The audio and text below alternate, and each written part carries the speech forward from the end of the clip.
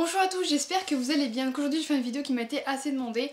Donc il s'agit, comme vous avez vu dans le titre, de comment bien s'occuper d'une femelle en gestation, vraiment pour lui donner un maximum de chances de mettre au monde des bébés en bonne santé, parce que comme on le sait, forcément il y a toujours des risques, mais le fait de bien s'en occuper, de lui apporter tout ce dont elle a besoin, ça va vraiment l'aider pour sa mise bas. Donc après c'est à elle de faire quasiment tout, mais on peut l'aider, et donc dans cette vidéo je vais vous dire comment. Donc je vais vous dire ce qu'il faut faire, ce qu'il ne faut surtout pas faire. Donc je vais commencer par ce qu'il faut faire. Donc déjà il faut lui donner beaucoup plus de vitamine C. Donc déjà normalement un cochon d'Inde, même s'il est en bonne santé, on lui donne de la vitamine C en pipette parce qu'il peut pas la synthétiser ou alors en cachet. Mais quand elle est en gestation, il faut lui donner plus de vitamine C. Donc moi je donne des cachets, donc je vous mettrai une photo de mes cachets.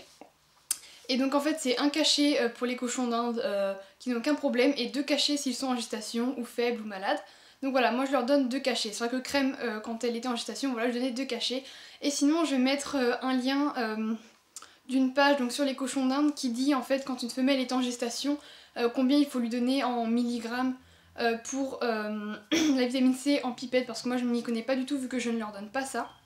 Après c'est vrai que si vous portez votre cochon quand vous lui donnez la vitamine C d'ordinaire, là autant lui donner des cachets parce que du coup vous ne la manipulez pas, du coup ça ne la stresse pas et vous risquez pas de faire mal à ses bébés.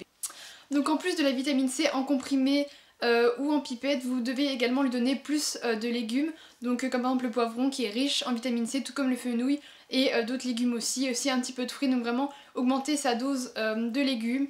Pareil qu'elle ait tout le temps ses extrudés. Ensuite l'eau, elle doit être tout le temps propre. Une femelle quand elle est en gestation, elle mange plus et elle boit plus, donc elle doit toujours avoir de la nourriture et de l'eau propre à disposition. Donc une femelle qui attend des petits n'a pas besoin que de vitamine C, elle a également besoin de vitamine E. Donc la vitamine E c'est pour la lactation, donc voilà, pour le lait, donc ça va être 2-3 semaines avant la mise bas. Donnez-lui des pissenlits ou des tomates parce que c'est riche en vitamine E.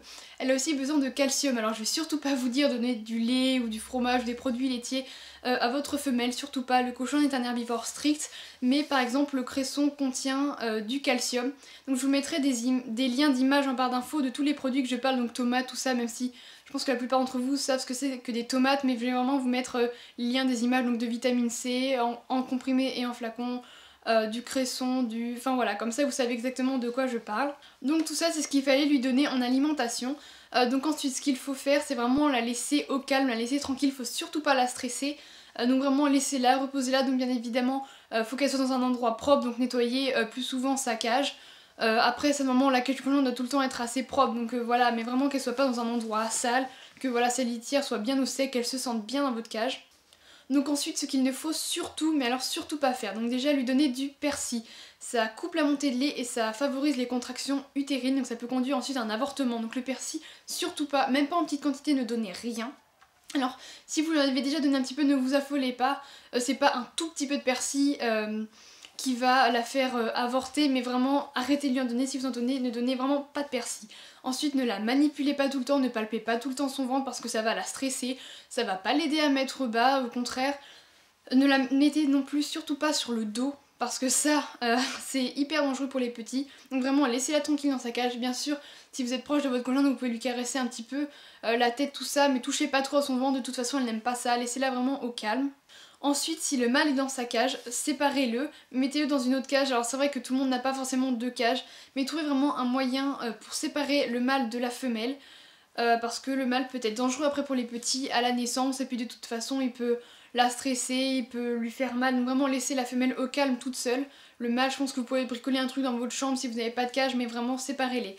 Par contre, s'il y a d'autres femelles dans la cage, vous pouvez les laisser parce que dans la nature, elles ont l'habitude de s'aider, tout ça, les femelles pourront même s'occuper des petits après et l'aider pour la mise bas. Alors moi j'avais Cannelle avec Crème et j'ai quand même séparé Cannelle pour être sûre parce qu'elle s'entendait pas forcément hyper bien tout ça, et donc je voulais vraiment être sûre. Donc vous pouvez séparer les femelles mais vous n'êtes pas obligé du tout. Ensuite, comme j'ai dit en début de vidéo, il peut toujours y avoir des problèmes malheureusement à la mise bas.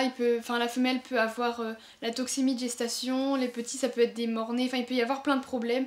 Je vais pas vous en parler dans cette vidéo là parce que c'est pas du tout le but et j'ai pas non plus envie de vous effrayer, parce que moi je sais que quand Crème attendait des petits, je me suis renseignée sur internet et j'avais hyper peur quand je voyais tous les problèmes qu'il pouvait avoir, ça me stressait, mais vous pouvez même pas imaginer à quel point. Mais il faut pas oublier quand même qu'il y en a.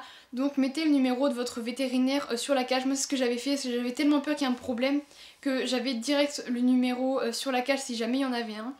Donc voilà, mettez le numéro. Vous pouvez aussi mettre une pince à épiler à côté de la cage. Alors pourquoi une pince à épiler? Tout simplement parce que si la femelle elle a trop de petits, elle va pas forcément avoir le temps de retirer les bébés de leur poche. Donc je m'y connais pas trop, hein, je ne suis pas vétérinaire ni rien, mais vous savez que les bébés quand ils naissent à moitié dans un paquet gluant, je ne sais plus du tout le nom. Et en fait elle doit le percer pour que le bébé puisse respirer. Sauf que si elle en a trop, et ben ça peut arriver que certains bébés meurent dans leur poche. Donc avec la pince à épiler vous pouvez vous-même l'ouvrir. Alors ça par contre renseignez-vous bien avant sur comment faire. Je vous mettrai les liens de toute façon en barre d'infos de sites qui en parlent, donc comme Passion Cobaye, donc je vous mettrai vraiment tous les liens en barre d'infos.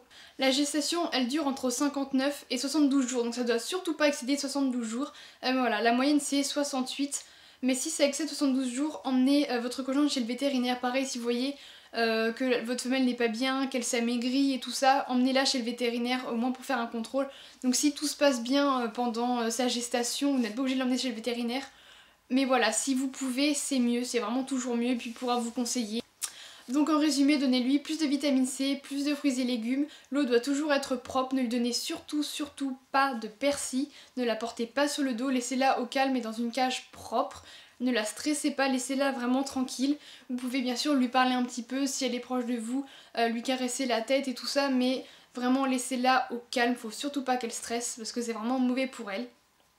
Ensuite, prévoyez le numéro de votre vétérinaire, une pince à épiler près de la cage et séparez le mâle de la femelle, et s'il y a des femelles, vous pouvez les laisser. Documentez-vous sur le sujet et surtout ne stressez pas. Si vous faites tout ça, dites-vous que vous aurez fait votre maximum pour l'aider. Après malheureusement il y a une partie de hasard et de malchance qui fait qu'elle peut avoir la toxémie de gestation, que les bébés peuvent mourir à la naissance, mais là dites-vous que ce ne serait absolument pas de votre faute. Malheureusement ça peut arriver. C'était normal que ça vous stresse, moi j'étais morte de peur avec Crème, au final ça s'est bien passé, donc sachez que souvent ça se passe bien. Hein, mais il faut pas oublier que oui, il y a une petite part de risque, mais si vous l'aidez au maximum, dites-vous que vous aurez la conscience tranquille. Alors bien sûr c'est pas ça qui va vous soulager si les bébés meurent ou la mère, mais au moins vous l'aurez aidé un maximum. Donc j'espère que cette vidéo vous aura plu et je vous dis à la prochaine vidéo. Bye.